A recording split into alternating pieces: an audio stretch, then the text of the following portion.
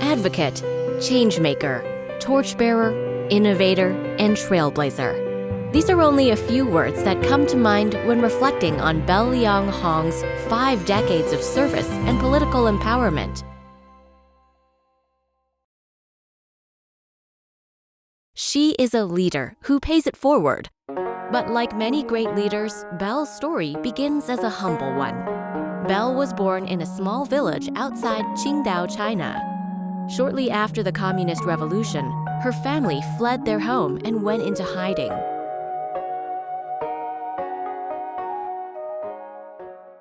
After a very tough few years, Bel's family immigrated to Havana, Cuba. Here, Bel mastered Spanish, went to school, and grew to love her new home. But as fate would have it, in 1953, Fidel Castro's revolution began, and once again, her family found themselves fleeing communism for the second time in less than a decade, with nothing but the clothes they wore. Her family eventually landed in the small town of Evanston, Illinois. Here they started their lives again, in an unfamiliar place with limited resources and a climate much different from sunny Havana. But despite challenges, the Leong family held firm and pursued the American dream. Still learning English, she enrolled in the local school and tested out of the 6th grade and became a sophomore in high school. From there, the sky was the limit for Bel Leong-Hong. She quickly graduated high school and attended the University of Illinois. It was here that she met the love of her life, Ken Hong. They're happily married, going on 51 years strong. Continuing her educational accomplishments, Bel transferred to Hunter College in New York, where she graduated with a double major in mathematics and physics. Bel began her fabled journey working in the federal government that spanned for 5 decades, beginning as a mathematician at the National Institute of Science and Technology, to holding the highest ranking of any Asian American woman as Deputy Assistant Secretary of Defense at the time of her appointment. During this incredible journey, Bel fought for more women representation in an overwhelmingly white and male-dominated field, creating, expanding, and developing programs to build the leadership pipeline. After retirement, Bel took the same determination and grit she developed in the federal government and applied it to other areas of her life. Can you all hear me?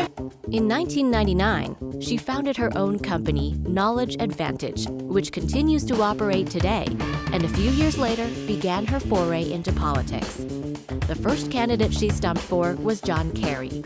From there, she eventually made her way up the ranks of Democratic politics and became chair of the AAPI caucus of the Democratic National Committee in 2005. Honored to introduce to you Bel Leong-Hong. As chair, Bel built a caucus organization that shepherded in a new era of AAPI political growth and engagement, and the results speak for themselves. From only 5 AAPI congressional members to now 21, from 12 elected and appointed AAPI DNC members to now 35, and from 1 AAPI state caucus to now 23 AAPI state caucuses. Bel's commitment to growing our AAPI representation in politics does not stop there. Under her leadership, record amounts were invested into AAPI media outreach and organizing efforts by the DNC in the 2020 election. In states such as Georgia, the AAPI vote share doubled, leading to the historic wins of 2 Democratic senators most recently. Bel did not do this alone. The years of organizing, mobilizing, and fundraising brought forth a community of her own, which includes countless AAPI women in politics. Her legacy will continue as we collectively work together.